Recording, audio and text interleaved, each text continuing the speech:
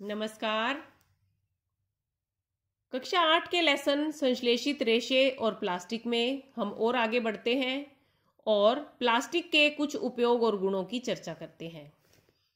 स्वास्थ्य क्षेत्र में भी प्लास्टिक का व्यापक रूप से इस्तेमाल होता है, जैसे दवाइयाँ पैक करने में, सिरिंज, दस्ताने और घाव सीने वाला धागा बनाने में भी प्लास्टिक का उपयोग होता है। टेफ्लॉन एक विशिष्ट प्लास्टिक है जिस पर तेल और जल चिपकता नहीं है। इसका उपयोग पात्रों को नॉन स्टिक बनाने के लिए किया जाता है। कुछ विशिष्ट प्रकार का प्लास्टिक माइक्रोवेव ओवन के बर्तन बनाने में भी काम में लिया जाता है। प्लास्टिक अनअभिक्रियाशील है।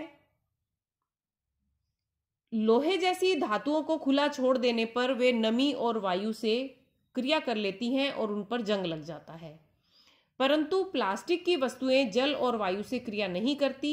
इसीलिए प्लास्टिक पात्रों का उपयोग विभिन्न खाद्य पदार्थों और रसायनों के संचयन में किया जाता है। प्लास्टिक हल्का, प्रबल और चिरस्थायी है, यानी देरी तक चलता है। प्लास्टिक विद्युत का और ऊष्मा का कुचालक है। विद्युत का कुचालक है। इस गुण का उपयोग विद्युत तारों की कवरिंग बनाने में किया जाता है और ऊष्मा का कुचालक होने के कारण थर्मोसेटिंग प्लास्टिक का उपयोग बर्तनों के हत्थे बनाने में किया जाता है। प्लास्टिक और पर्यावरण। क्या आपको लगता है कि प्लास्टिक और पर्यावरण का कोई संबंध है?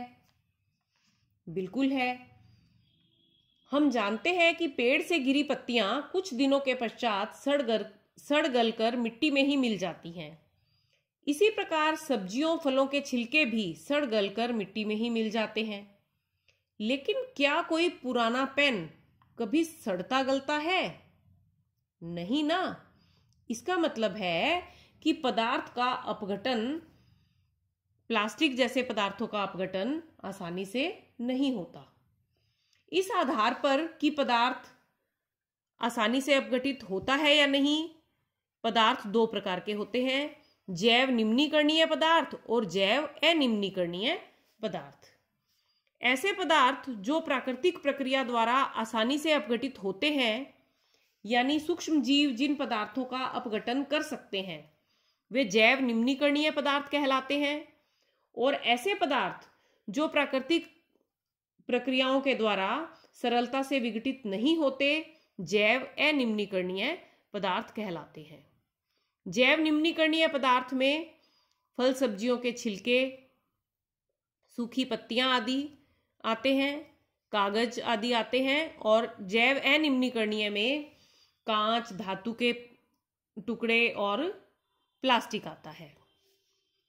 फल सब्जी के छिलकों को अपघटित होने में बहुत कम समय लगता है। ये 1 से 2 सप्ताह में ही अपघटित हो जाते हैं।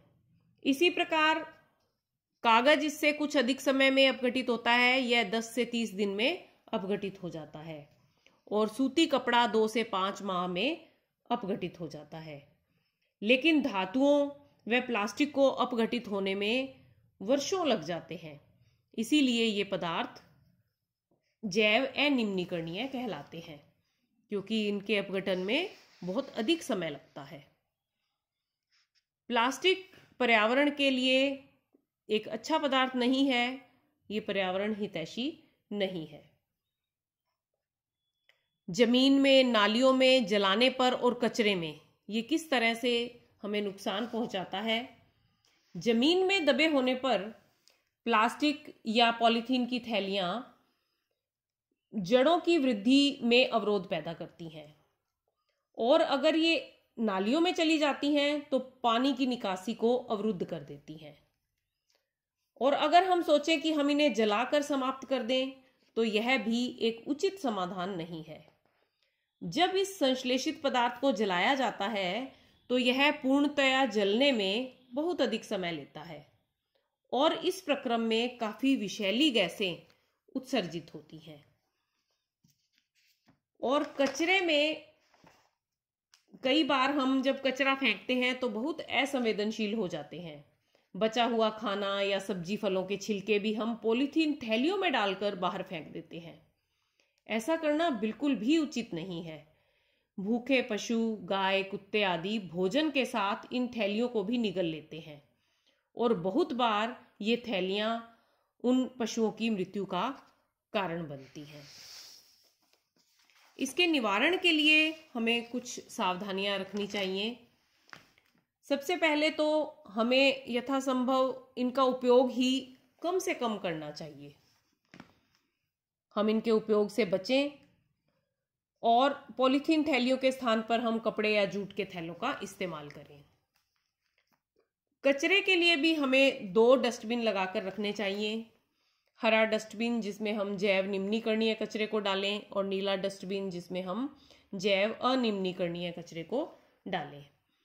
प्लास्टिक जैसी वस्तुओं को हम पुनः चक्रण के लिए भेजें तो बेहतर रहेगा।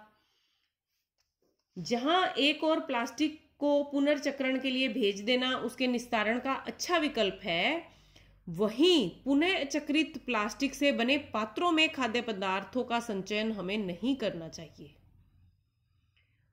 क्योंकि पुनः चक्रण के समय मिलाए गए रंग प्रदान करने वाले अभिकर्मक स्वास्थ्य के लिए नुकसानदेह होते हैं। एक उत्तरदायी नागरिक के रूप में हमें 5R सिद्धांत को याद रखना चाहिए। Reduce, reuse, recycle, recover and reuse. Reduce use यानी हमें इसका कम से कम उपयोग करना चाहिए। रीयूज पुनः उपयोग करना चाहिए। रिसाइकिल पुनः चक्रित करना चाहिए। रिकवर पुनः प्राप्त करना चाहिए और रिफ्यूज इसके उपयोग को मना करना चाहिए। इस तरह की आदतें हमें अपने अंदर विकसित करनी चाहिए, क्योंकि ये पर्यावरण के लिए अच्छी आदतें हैं।